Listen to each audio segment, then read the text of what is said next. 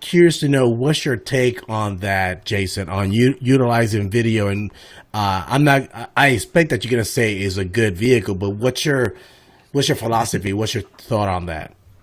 Well, so for me, I think and this goes into the authentic self-awareness piece, is you got to go whatever's comfortable for you and whatever's natural for you. I mean, you don't necessarily want to hide from it, but a lot of people don't like doing video. I don't like doing video. Especially depending on your setup and what you have to talk about and how confident you are. Maybe it's not video. Maybe it should be something else. And I think when somebody knows that they should, that's the should word, right? Like they should do video and they try it and it doesn't go well. Like it doesn't feel right and it's awkward and it's terrible, but they're doing it. That's more damaging than not doing any videos for lead generation. So I think part of it's just awareness. Like do what's best. But it just really comes down to why. Why do you want to do video? Why do you want to do sales? What are you trying to persuade people for and why? Like big picture, what's on your vision board? Why does it matter to you? And then once you're clear on that, then you get on video and it's easy because it's just like you're not worrying about anything because you know why you're doing it.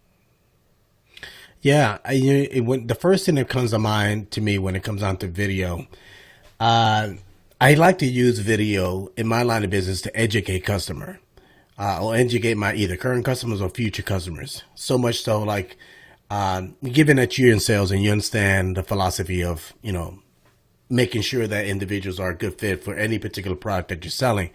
But I found myself at times when I started doing video, I found that this was a good vehicle to, going back to the vehicle metaphor, to utilize that to package scenarios that I know that these questions are going to come up, or concerns or challenges or scenarios. So if I find myself in a situation that I'm in a trash business and I see that a container is overloaded and so much so that it could be a safety issue, I'll document that and I'll post that on LinkedIn. So next thing you know, I'll meet someone and I see the same scenario. I'm like, wow, the container is overloaded. I say, hey, you may want to be sure that going forward, when you load the container, you keep it at this level.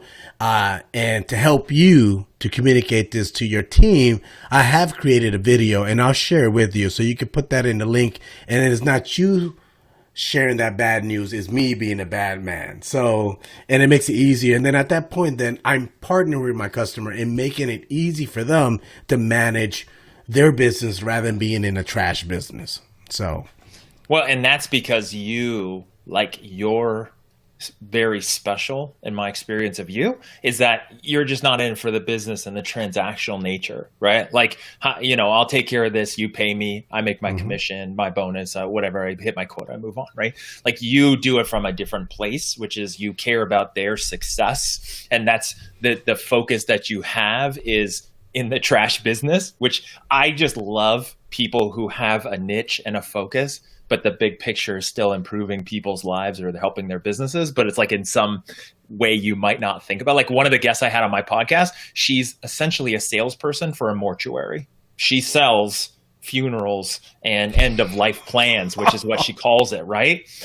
I would think that would be super easy, but in fact, nobody wants to think about their own death. So it's actually really hard. Wow. But like what you focus on, it's because you care and that's how you can help people. And so it comes from a different place and it's just a totally different feeling.